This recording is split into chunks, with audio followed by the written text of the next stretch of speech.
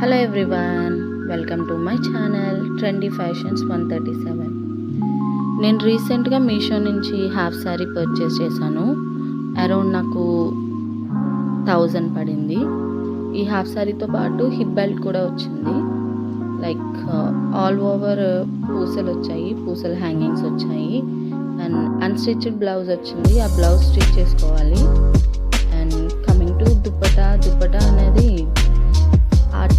Art silk fabric వచ్చింది and like Kalamkari design ఉంది and cut work border కూడా వచ్చింది.